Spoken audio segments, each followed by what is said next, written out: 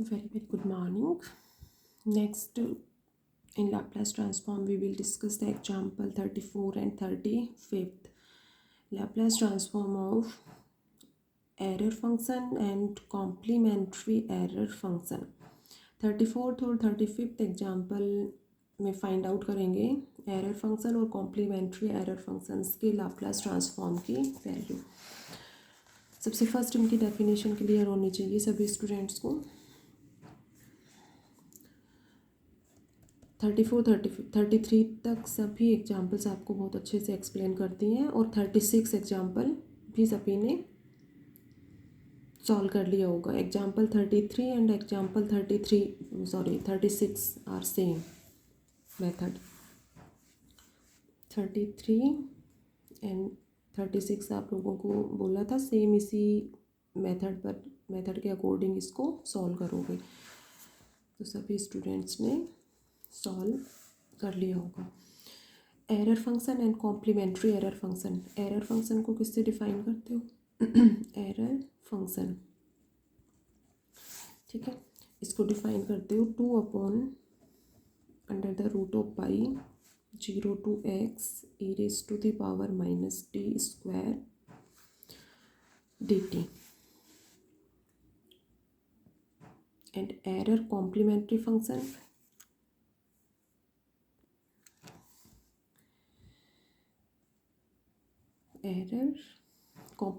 function of x equal to क्या होती है इसमें limit x to infinite e⁻⁻t² dt, ठीक है। तो डेफिनेशन क्लियर होनी चाहिए।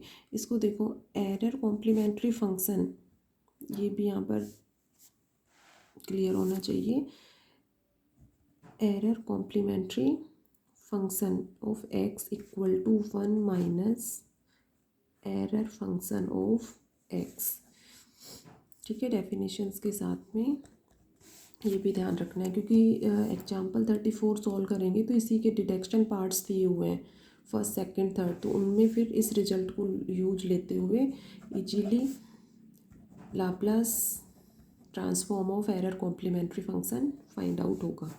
तो error complementary function equal to 1 minus error function of x। तो ये तो यहाँ पर डेफिनेशन हो गई। एक चीज़ और देखो, यहाँ पर ये है एरर फंक्शन ऑफ x, यहाँ पर x है, ठीक है। तो यहाँ लिमिट है 0 to x, तो यहाँ ये लिमिट जो है वो इस पर डिपेंड है। यहाँ पर x है तो यहाँ x होगा। एरर फंक्शन ऑफ √x है सपोज, तो यहाँ लिमिट आएगी 0 to √x, ठीक है। बाकी एज इट इज़ रहेगा 2/√पाई 0 to √x e⁻⁻t² dt, ठीक है। क्लियर है, ये ध्यान रखना है। ये नहीं यहाँ √x या x की जगह कुछ अदर वेरिएबल दिया हुआ है और फिर इसको same as it is define कर दो। Upper limit depends on this variable, okay. देखो नेक्स्ट इसका एग्जाम्पल 34 सॉल्व करेंगे, ठीक है। और 34th और 35th इनमें मेन जहाँ प्रॉब्लम आएगी आप लोगों को वो डिस्कस करेंगे। डिडक्शन पार्ट 34th के आप लोग सेल्फ करोगे, ठीक है। वही डिडक्शन पार्ट में चेंज ऑफ स्केल प्रॉपर्टी को यूज लेना है, ठीक है। ट्रांसलेशन प्रॉपर्टी को यूज लेना है। तो लास्ट इन प्रॉपर्टीज को यूज करके काफ़ी डिडक्शंस आपको सॉल्व करवा दिए। तो कैसे, how to use these properties you can easily solve, okay. तो देखो सबसे फर्स्ट अपने को एग्जाम्पल 34th में सॉल्व करना है Laplace transform of error function of √x, ठीक है। यहाँ पर वही देखो √x है तो अपर लिमिट जो है वो 0 to √x होगी। तो इसके एरर फंक्शन ऑफ √x की लाप्लास ट्रांसफॉर्म की वैल्यू फाइंड आउट करनी है and hence deduce that. First part ये है, सेकंड पार्ट ये है, ठीक है। और इसमें शायद एक पार्ट और फर्स्ट सेकंड और ये थर्ड पार्ट और है Laplace transform of e raise to the power 3x error function of under root x comma p. तो ई से एक्सपोनेंशियल टर्म से मल्टीप्लाई हो रहा है तो कौन सी प्रॉपर्टी यूज करोगे यहाँ पर? First translation property. ठीक है, फर्स्ट ट्रांसलेशन प्रॉपर्टी के अकॉर्डिंग क्या थी property? If Laplace transform of f x comma p equal to f p then Laplace transform of e raise to the power a x comma f x comma p comma ने e raise to the power a x f x comma p equal to f of p minus a. ठीक है, P किससे change होगा? P minus ए से।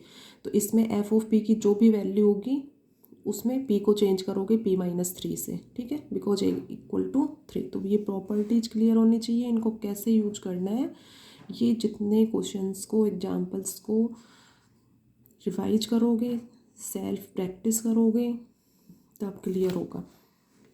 तो अपना ये Laplace transform chapter complete होने वाला है, इन 2 लेक्चर कंप्लीट हो जाएगा। तो इस आप लोग अब क्या करोगे, फर्स्ट इसको अच्छे से रिवाइज करोगे। तो सभी स्टूडेंट्स सबसे फर्स्ट आज क्या करेंगे, सभी एग्जाम्पल 10 एग्जाम्पल्स रिवाइज करोगे। एग्जाम्पल 1 to 10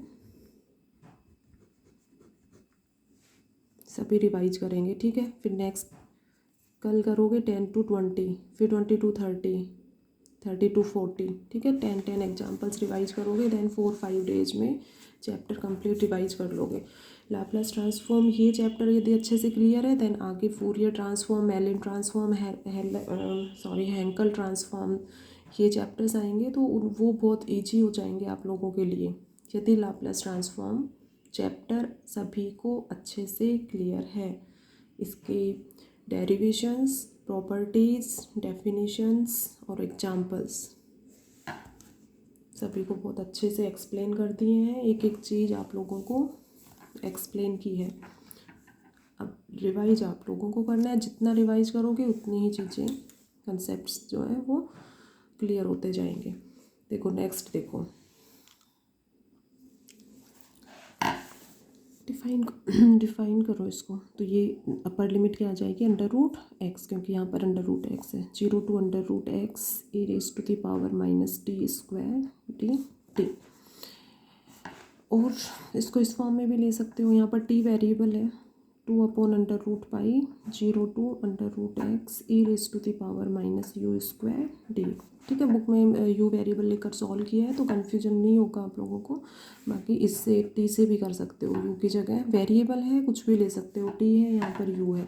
ठीक है, तो दोनों डेफिनेशंस जो है वो सेम है। Next, Laplace transform of error function of under root x comma p equal to Laplace transform of, put करो इसकी value 2 upon under root pi 0 to under root x e raise to the power minus u square d u. ठीक, अब देखो ये term है, इसके Laplace transform की value find out करनी है। सबसे फर्स्ट इसको डिफाइन करो। Laplace transform of f x comma p किसके इक्वल होता है? E raise to the power minus p x f x d x. ठीक है, एफ एक्स अपना यहाँ पर ये है तो ये एज इट इज आ जाएगा।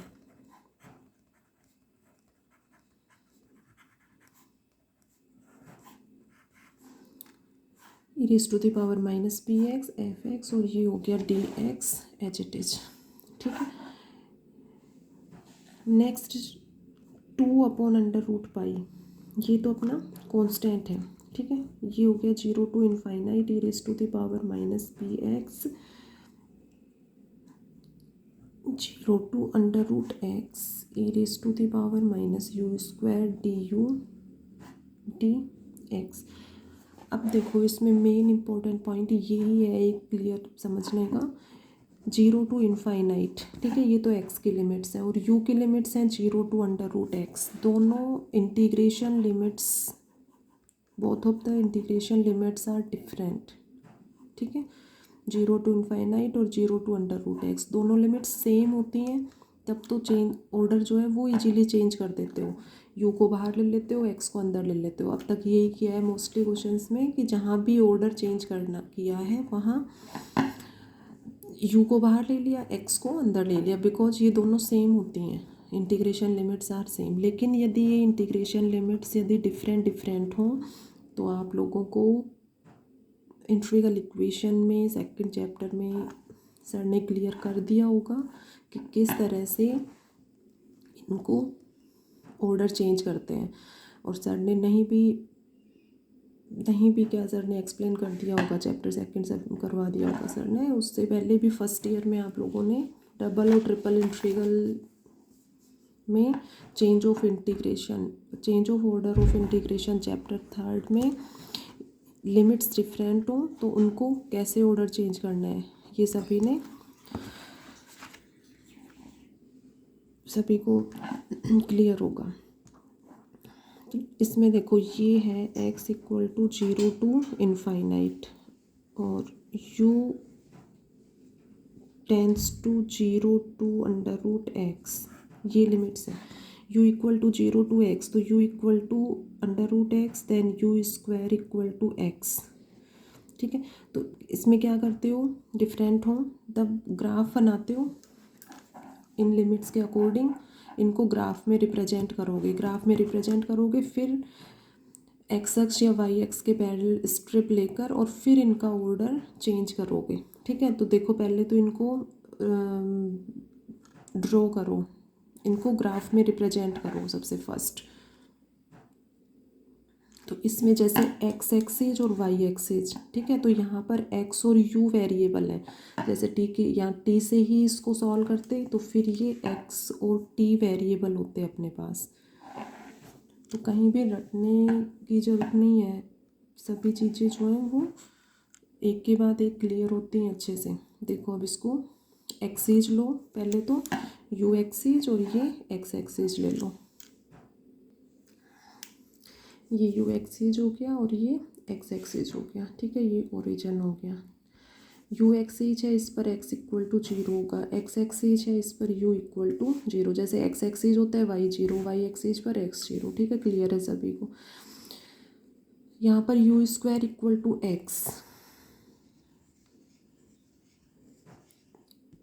इसका ग्राफ बनाना है। ठीक है, तो जैसे x इक्वल टू वाई होता है, ठीक है, y इक्वल टू एक्स या x इक्वल टू वाई, तो वो अपनी स्ट्रेट लाइन आती है, या कैसे करते हो कि x की वैल्यूज पुट करते जाओ, y की वैल्यूज फाइंड आउट होती जाएंगी। जैसे यहाँ पर x इक्वल टू 1,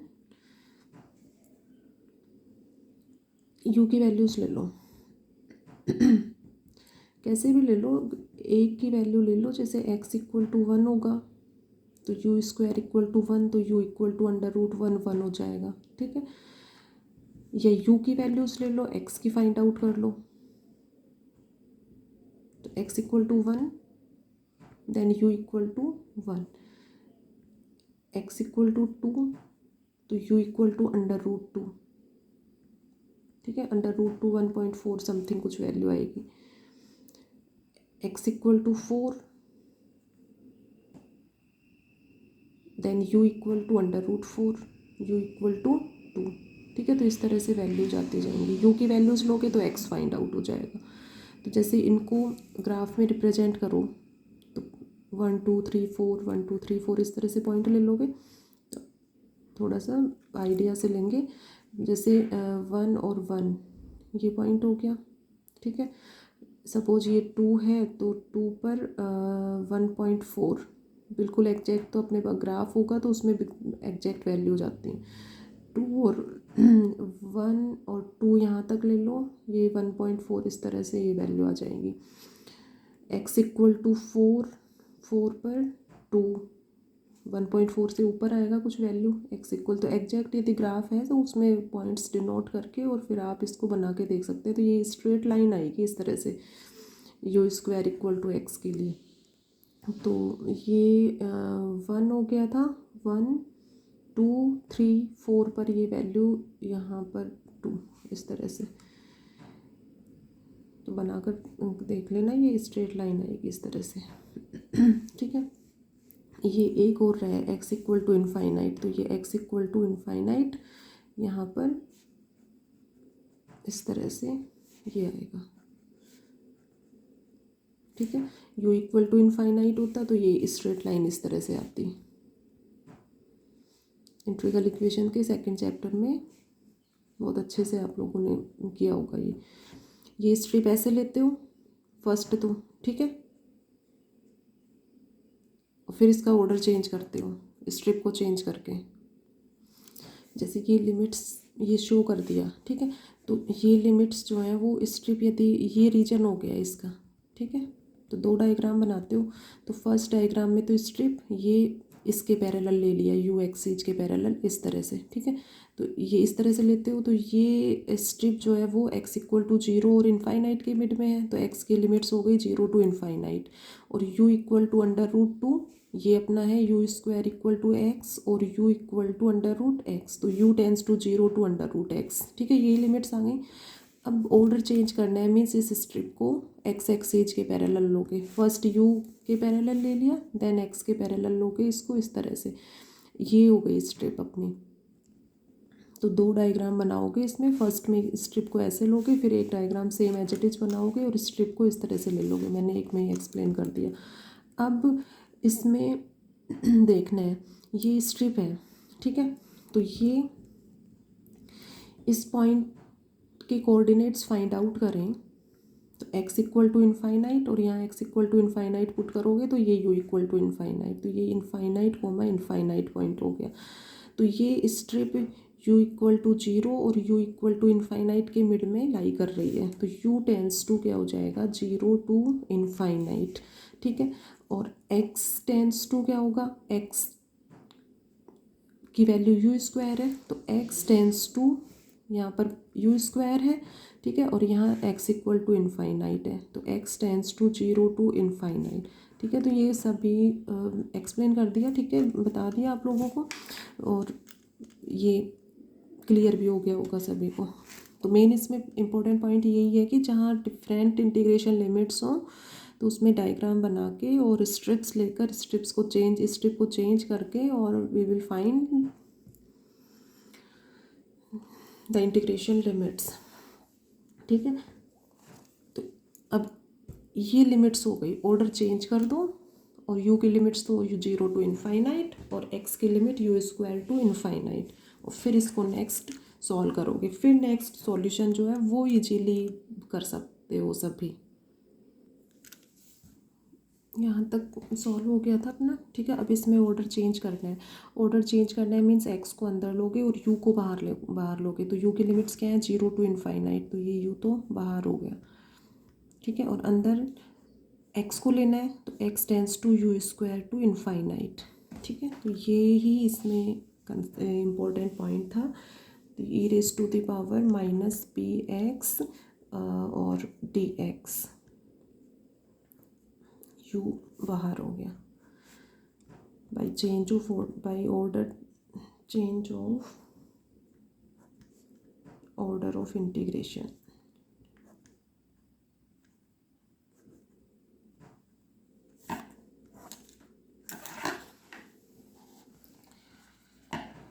ये टर्म आ गई अपनी। अब नेक्स्ट इसको देखो कैसे सॉल्व करेंगे।